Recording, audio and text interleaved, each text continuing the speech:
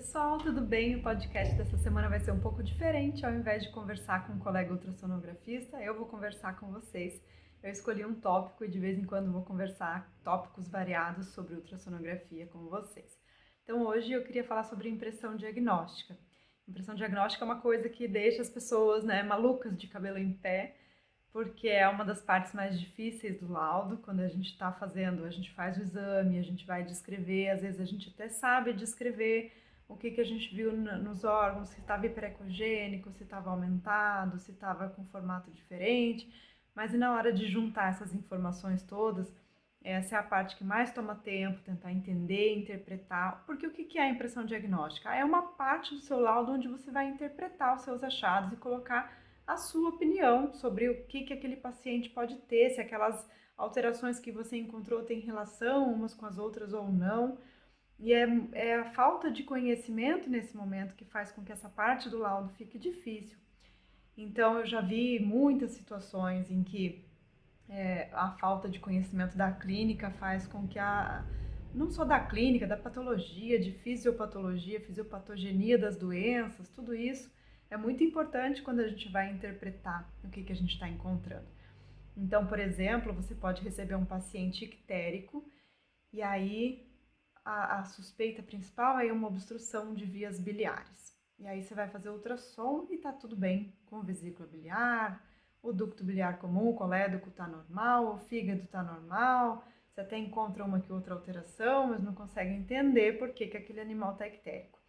E aí o clínico pode ser um clínico que sabe bastante e que entende, tá, então se não era vesícula biliar, eu descarto aquilo, eu vou pensar em tal e tal coisa. Ou pode ser um clínico que talvez não tenha toda essa experiência, tanto conhecimento assim. E o que ele vai pensar? Esse animal tá ictérico, eu estava esperando que tivesse alteração em fígado ou vesícula biliar. E aí você não sabe também como é que você se sente. Você fica frustrado porque existe uma falta de confiança, ele acha que você não viu o que tinha que ter visto, você começa a desconfiar que de repente você tinha que ter visto alguma coisa que você não viu. E aí começa a se sentir menosprezado, meu exame não foi legal, eu não ajudei o colega, ele não vai mais confiar em mim. Quando na verdade aquele animal podia ter, por exemplo, uma anemia hemolítica autoimune que está lá destruindo as hemácias e isso está causando icterícia. Uma icterícia pré-hepática, não é nem hepática nem pós-hepática. E você ter conhecimento dessa doença e de outras que podem causar icterícia, assim, sem alterações em fígado e vesícula biliar, isso faz com que você se sinta tranquilo. Eu sei o que pode ser, eu posso até dar dicas se ele me permitir. Qual outro exame ele tem que fazer? Será que esse animal tem anemia no exame? E assim vai essa conversa. Na verdade, os clínicos com quem eu trabalho, aqueles com quem eu me dou melhor, são exatamente esses com quem a gente consegue fazer uma troca. Eu aprendo com eles, eu aprendo com o tratamento que eles estão fazendo, eu aprendo como é que foi, o que aconteceu na cirurgia, a gente ter o feedback do que a nossa suspeita estava correta ou não, e a gente poder ajudar também um pouco além da ultrassonografia. Isso aí cria um trabalho em equipe que é fundamental, que faz com que as coisas possam fluir muito melhor. Então, mesmo se o veterinário não te dá abertura para ajudar, para discutir o caso, a segurança que você sente ao entender a clínica, ao entender a patologia, você sabe que o que você encontrou está correto, que o animal tem outra coisa, que aquilo que ele tem não vai aparecer no ultrassom. Isso aí dá uma leveza aí de espírito para quem tem muita ansiedade, para quem fica nervoso com não ter encontrado um resultado.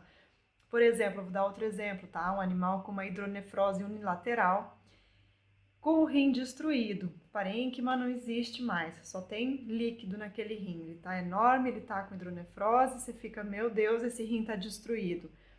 E aí o clínico vem para você e fala, mas eu fiz o exame, tá normal a creatinina dele. Eu já vi pessoas ficarem nervosas com isso, mas e agora? Eu achava que ia estar alterado. Bom, aí se você começa a entender mais e estudar mais sobre quando que a creatinina aumenta, quantos por cento de alteração tem que ter para que isso aí ocorra, o outro rim estava dando conta, já era esperado, se você tivesse esse conhecimento, vendo que o outro rim estava bem, já era esperado que não ia ter alteração no exame.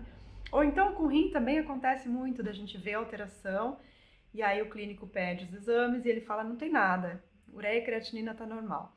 E aí tem muito veterinário, muito ultrassonografista que se sente mal. Será que eu vi errado? Será que eu não sei interpretar as alterações? Não, não está errado. Tem alteração morfológica naquele rim. O problema é que ainda não está no ponto em que aumenta a ureia e creatinina. Você precisa de outros exames mais sensíveis. Então, sugerir uma urinálise seria muito interessante. E tem muitas outras situações. Por exemplo, teve uma época que eu não pensava muito em platinossomose quando eu fazia ultrassom de gato. E aí eu trabalhei com uma clínica que tratava e tinha ótimos resultados com platinossomose, ela diagnosticava, ela encontrava, tem muita gente que passa batida platinossomose e a gente tem provavelmente muito mais casos do que a gente sabe, porque justamente não tem diagnóstico muitas vezes. E a partir de ter aprendido isso com ela, comecei a reparar mais, comecei a sugerir isso mais em outras situações e em várias outras a gente encontrou a platinossomose. Numa situação em que o clínico não estava pensando nisso e que eu também não teria pensado nisso só com as alterações que eu encontrei. Então é a agregação de conhecimento. Quanto mais a gente sabe, melhor fica a nossa impressão diagnóstica. E não é nem só a impressão diagnóstica, mas a sensação de segurança, você fazer o exame se sentindo seguro de que você sabe o que você está vendo, o que você não está vendo, o que pode ser, o que não pode. Gatos com hipertiroidismo, você pega o animal com aqueles sintomas clássicos, mas muitas vezes o clínico não pensou naquilo.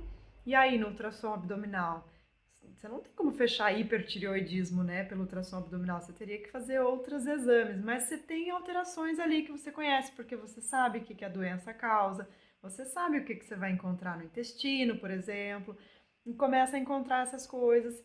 Por conhecer a doença, acaba conseguindo relacionar que pode ser um caso de hipertireoidismo e aí o clínico pode fazer os exames mais adequados para chegar a esse diagnóstico. Ou então hipotireoidismo, quantas vezes eu olho para o paciente, eu começo a associar toda a clínica, o que o tutor está me contando e já penso no hipotireoidismo. Tem situações em que, por exemplo, o aumento da FA e o animal tem hiperadreno, mas eles podiam estar pensando que essa FA estava aumentada por causa do fígado ou da vesícula biliar, e aí você vai investigar, tem hiperadreno. Então, conhecer a clínica é muito interessante. Então, a minha dica de hoje é que você vai conseguir melhorar a sua impressão diagnóstica estudando mais de outras áreas, estudando mais a doença. A gente não costuma estudar isso quando a gente está fazendo um laudo, a gente não tem tempo de pegar e estudar a doença em si, né?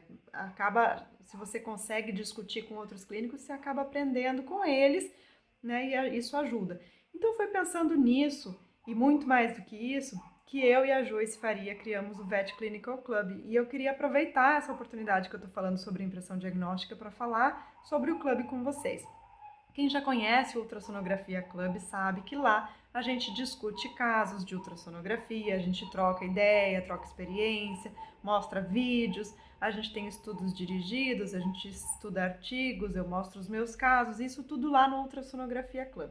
Agora a gente está fazendo a mesma coisa com o Vet Clinical Club, então a gente vai estudar a clínica. Então eu queria deixar a dica para os ultrassonografistas, de que o estudo da clínica, de que poder ter um grupo onde a gente pode compartilhar essas experiências com outros clínicos, para entender o lado deles, para conhecer as doenças que eles encontram, para poder aprender com a experiência dos colegas e também estudar as doenças, porque vai ter palestras, então uma vez por mês a gente vai ter um tópico com uma aula maior e depois com vídeos mais curtos sobre aquele tópico.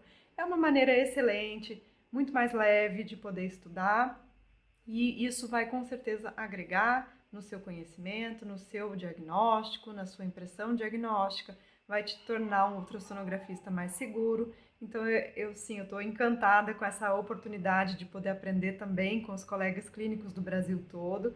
E vai ser interessantíssimo poder sair da zona de conforto, porque eu estou muito acostumada a discutir casos de ultrassom, mas poder discutir casos de clínica vai agregar para mim, vai agregar para os clínicos, vai agregar para você que vem fazer parte do Vet Clinical Clubs com a gente também. Eu espero vocês lá para a gente continuar estudando junto.